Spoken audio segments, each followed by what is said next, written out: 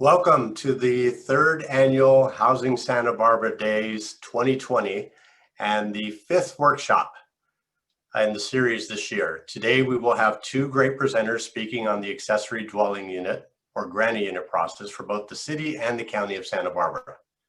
From the city of Santa Barbara, we have Rosie Dyste, project planner, who could not attend in person today because she's ironically presenting the proposed new ordinance for ADUs before City Council as we speak.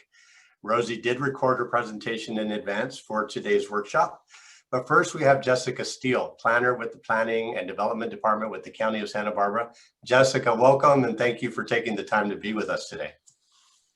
Thank you for having me. So we are going to have two presentations, one for the city and one for the county.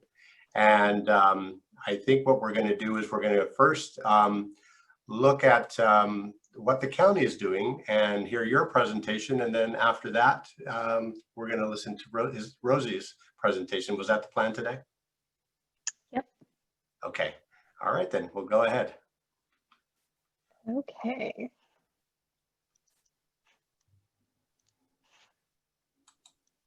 All right. So again, my name is Jessie Steele, and I'm a planner with the County of Santa Barbara's Planning and Development Department, and I'm currently working on the county's new ADU ordinance. So today, I'm going to provide you with just a brief overview of ADUs and the county's current permitting process for ADUs. So what is an ADU, or an accessory dwelling unit? It's a residential dwelling unit that provides complete independent living facilities for one or more persons, and it includes permanent provisions for living, sleeping, eating, cooking, and sanitation, and it's located on the same lot as a single family or multiple family dwelling. And ADUs can take three different forms. They can be attached or detached from the principal dwelling, or they can be a conversion of an existing attached or detached accessory structure. And now we also have junior ADUs. And what are those? They are a specific type of conversion that occurs entirely within an existing or proposed single family dwelling. They're limited to 500 square feet in size. And what's unique about them is that they can include their own separate bathroom, or they can share one with the principal dwelling. So on January 1st of this year, new state ADU laws went into effect that caused the county's inland area ADU ordinances to become null and void. So as a result, I and other staff are drafting new ADU ordinances to comply with these laws. And until the county adopts these new ordinances, the county must process ADU applications pursuant to state law, which is Government Code Section 65852.2. One of the most significant changes that came out of these new state ADU laws was that they expanded the number and type of ADUs that are allowed in residential and mixed-use zones. So the types of ADUs listed on this slide specifically are subject only to a limited set of standards that are specified in state law, and they include the following. One ADU or junior ADU located within a single-family dwelling or accessory structure, one detached ADU and one junior ADU per lot containing a single family dwelling. You can have multiple ADUs up to 25% of the existing multifamily dwelling units located within non-livable portions of multifamily dwellings, or you can have two detached ADUs per lot containing a multifamily dwelling. So the state law also reduced the setbacks that are applicable to all of the ADUs that were not listed on the previous slide. So basically any other type of ADU, they have new rules that apply that are beneficial to homeowners. They reduce the requirements. So for example, now there are no setbacks that apply to a structure that is converted to an ADU or a structure that is demolished and then reconstructed into an ADU. Now we also have 4-foot side and rear setbacks that are required for all other types of new attached and detached ADUs.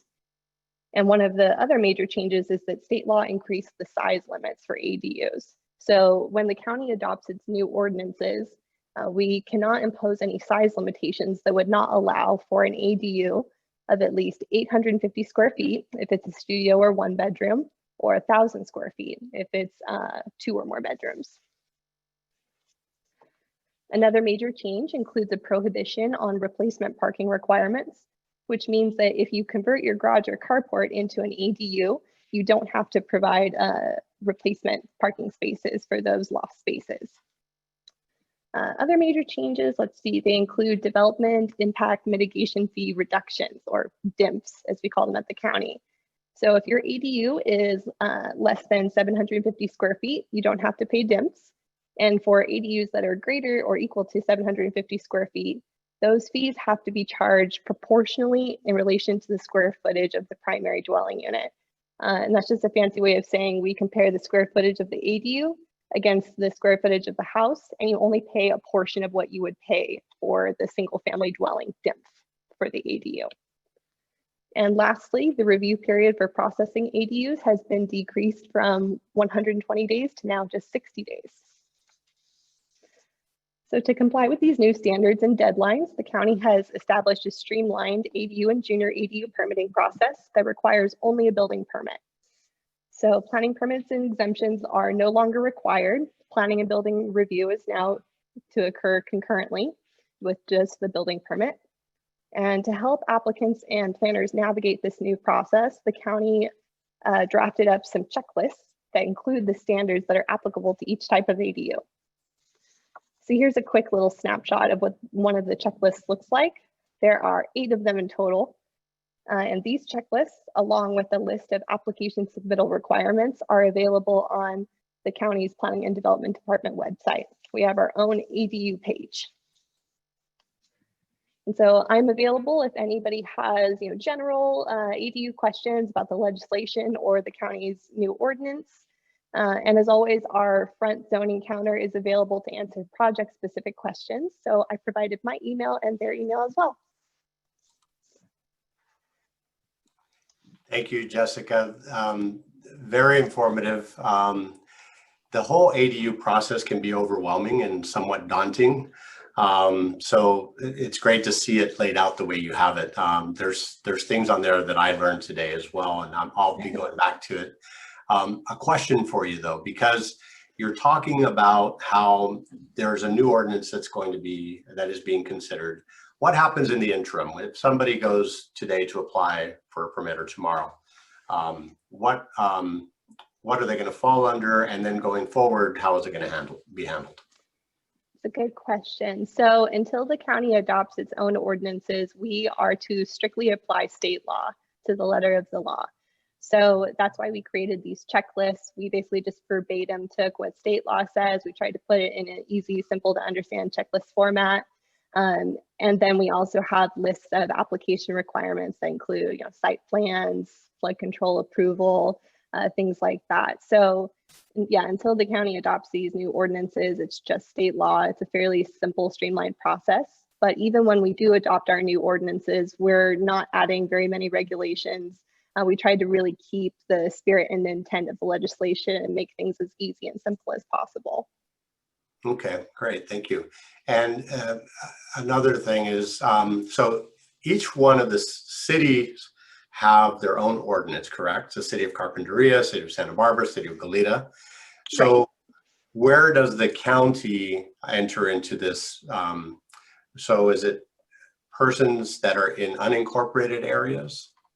Right, basically anyone who doesn't live within the city would come to the county for an ADU or junior ADU permit. Okay, all right, great. And I do want to remind everybody that we are recording these sessions and they will be posted, and then we will have links available so that you can refer back to the presentation that is given by Jesse and the one that will be seen by Rosie. If you do have any questions, Jesse will be sticking around for questions. You can submit your questions in the Q&A box that you see there, and then we can address those at the very end. As I said at the beginning, Rosie Dyste was going to be with us, but ironically, she's presenting today before City Council on the proposed changes to their ordinance for ADUs. So we're not able to have her with us in person, but she did pre-record a presentation, which we will now. I'm Rosie Dyste, project manager with the City of Santa Barbara, and I'm the project manager for the city's adoption of an amended accessory dwelling unit ordinance. I'd like to thank the Housing Authority staff for allowing me to record my presentation, and sorry I wasn't able to present this in person. My presentation provides a brief overview of the city's ADU ordinance amendments that will be at City Council for review on October 27th. Next slide. Accessory dwelling unit regulations are passed down from the state through state legislation, which amends the government code section of state law.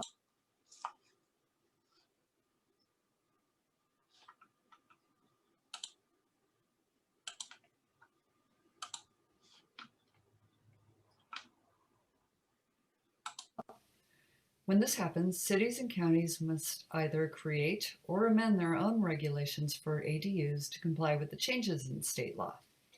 Local development standards for ADUs are found in the zoning ordinance section of the city's municipal code. Next slide. So why are we updating now? Well, the first set of state laws for ADUs were passed in 2017, and at that time the city went through a robust public hearing process to amend the zoning ordinance for ADUs, which became effective in June 2018. In late 2019, the state passed another set of significant changes to state law, which became effective in January. So now the city needs to amend the zoning ordinance again to comply with state law. Next slide. So as I mentioned before, the development standards for ADUs are in the zoning ordinance, where you can find standards for height, size, required features like kitchens and bathrooms, and where an ADU can be located on a lot. The city has two zoning ordinances by location. Title 30 is the inland ordinance, and Title 28 is for the coastal zone, which is roughly 1,000 feet inland from the coast. Other regulations applicable to ADUs are found in other areas of the municipal code, such as the building code standards and fire code standards for projects in high fire hazard areas. Next slide. This slide is a snapshot of the types of ADUs that are typically constructed in our city. Since 2017, most of the ADUs permitted in Santa Barbara have been conversions at 70%. This is followed by new detached units at 16% and ADUs that are attached to the primary home or the garage at 14%. Next slide. So next I'm going to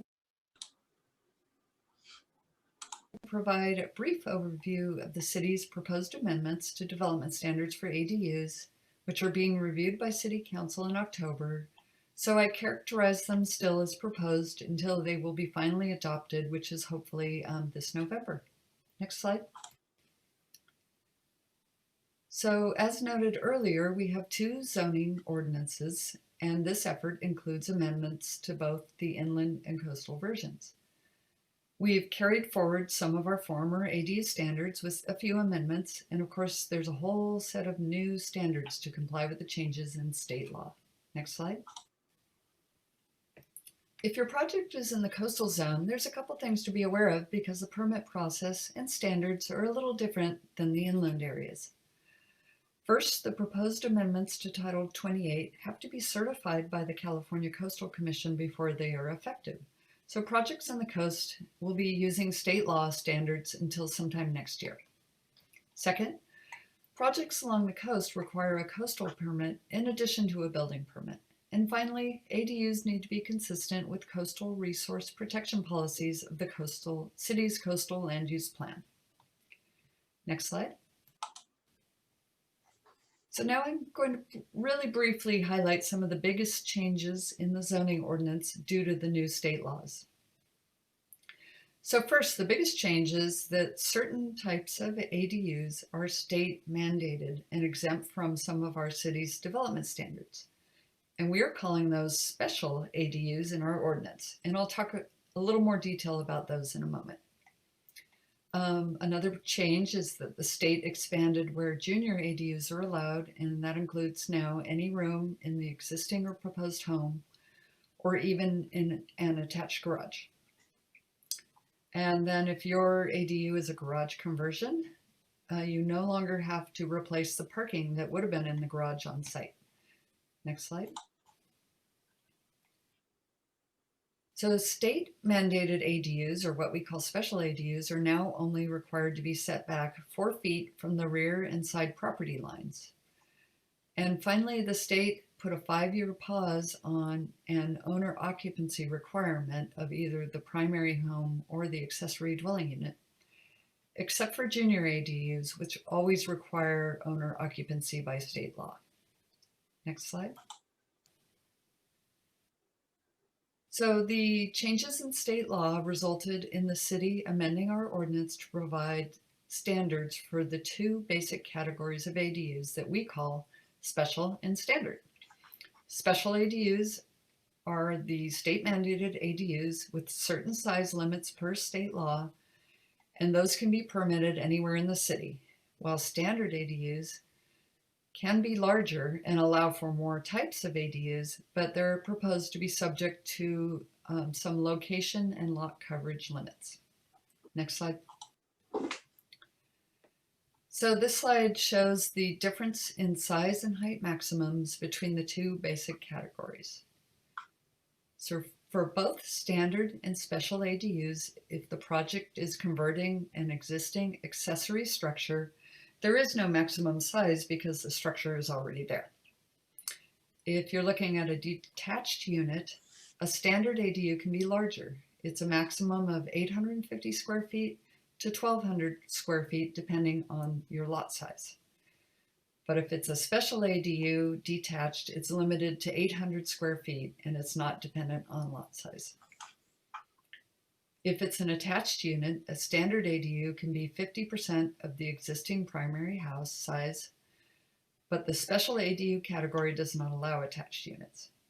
And finally, for height, standard ADUs are either the existing unit height or 17 feet, whichever is higher.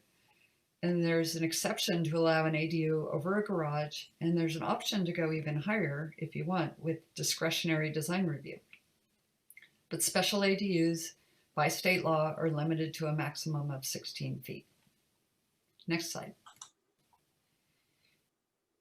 Next, I'm going to talk a little bit more about the owner occupancy requirement. So consistent with state law, staff is proposing to pause that owner occupancy requirement for 5 years. And to be clear, that occupancy requirement was only in the residential single unit zone of the city. But we will be pausing it for 5 years or until the state changes owner occupancy regulations for ADUs. And also, staff is recommending a process to remove the owner occupancy provision on request for property owners who have already constructed an ADU and recorded a covenant that requires owner occupancy. This process will be available once the city's new ordinance is effective, but it will require a fee and staff time to record a new covenant, and it may take several weeks to months to process depending on the volume. Next slide. We do have some special standards proposed in high fire hazard areas, and the city has always faced a difficult policy decision on whether or not to allow ADUs in high fire hazard areas, because there is a significant concern about adding more homes, people, and cars into areas that are already challenging to evacuate in a wildfire emergency. However, the city must comply with state law and provide options for property owners living in these areas.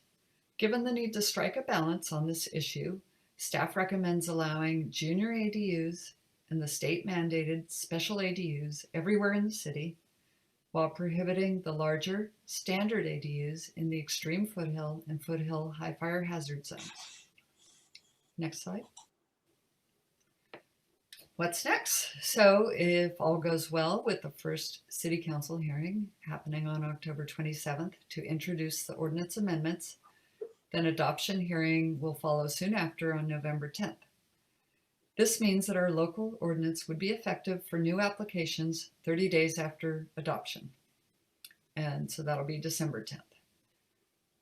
For people that have already submitted an ADU permit application but have not yet received a building permit, staff is recommending that the property owner can either continue review under state law as long as they receive their building permit within 60 days of December 10th, or switch to review under the city's new amended ADU ordinance. And then existing and new projects in the coastal zone will continue to be reviewed under state law until the new zoning ordinance amendment is certified by the California Coastal Commission and accepted by the city. Next slide. So if you have any questions after seeing this presentation, on the slide is a website. There you can review staff reports and draft ordinance amendments and sign up for email notifications. You can also send questions directly to adu@santabarbaraca.gov. Next slide. Finally, I'd like to make a plug to stay tuned and attend a future webinar planned for probably in December, where staff will explain the adopted ordinance in more depth. And we will also have a Q&A time with zoning plan check and building and safety staff who will be on hand to answer your questions. So thank you, and we look forward to hearing from you soon. All right. Well, that was a great presentation. Again, I think I have lots of questions as well.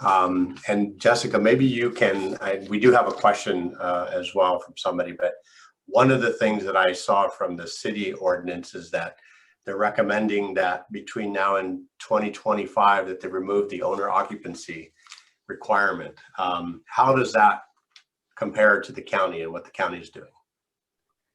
So the county did not previously require owner occupancy for ADUs in its previous ordinance, and we don't plan to require owner occupancy when we adopt our new ordinance. But as Rosie mentioned, for junior ADUs, state law does require owner occupancy always. Okay, great. And then a junior ADU is always attached to the main unit, is that correct? Right, it's always attached to a single family dwelling. So you can't have one in an apartment building, but in a single family dwelling you can. Okay, all right, great. So let me take a look and see what questions we have here. So we have a question. Can I add an ADU to my 100% rental property? Do I need to live on the property? Now, you're going to answer from the county's perspective. Mm-hmm. So yeah, we kind of just covered it. Owner occupancy is not required for ADUs, but is always required for junior ADUs. But I would also like to mention, since I'm not sure what type of rental property this is, that the county always requires that any ADU or junior ADU rental be for longer than 30 consecutive days. So that basically means that you cannot use an ADU or junior ADU as a short-term rental. Yeah, no vacation rentals allowed. Okay. Mm-hmm. And do you know if the city has a similar ordinance? I know they do have a short-term rentals ordinance, but I am not sure whether or not it prohibits ADUs. Oh, okay. And I completely understand. You have different entities here. In general, from what you've heard and from your knowledge of the county's ordinance, do you see that they're very similar, that they do follow the state's guidelines? You mean the cities and the county's ordinance they follow? Yes. I've been talking with Rosie about her ordinance, and she's a little further ahead than the county is. And they've been in contact with HCD and have an ordinance that's good to go to submit to them. Actually, to back up a little bit there. So every city and county in California, if and when they develop their own ADU ordinance, they do have to send it to the state for final approval after it's been adopted by the local jurisdiction. So it always behooves, jurisdictions to comply with the letter of the law. Okay. And I read, it was a few months ago, that there were some cities that were refusing to follow state law, and they were not allowing ADUs to be processed. Do you know anything about that, or what can be done if a homeowner feels like their rights are being taken away from them? Yes, new state legislation did provide an avenue for applicants and members of the public to report these sorts of violations to state HCD, and that's the California Department of Housing and Community Development. And state HCD does now have the legal authority to impose legal action on a jurisdiction that does not comply with state law. Okay, great. That's good information to have. All right, it doesn't appear like we have any other questions. I do want to remind our viewers that this is being recorded, and once it is available in about a week's time, we will send out links to the community, definitely to you, Jessica, and to Rosie, so that you can share those with any applicants that might be interested in listening to the presentations. Any last words you'd like to add, Jessie? Only that I'm happy to answer any and all ADU questions. And if I can't answer them, I am more than happy to direct you to someone who can. All right, great. Thank you very much. So another reminder, tomorrow's workshop begins at 5:30, and it will be on emergency disaster preparedness, including for COVID, the current pandemic. So please join us tomorrow for that presentation. And Jessica, thank you once again. And yeah, thank you for joining us, and thank you for your work. Thank you. All right, good night, everybody.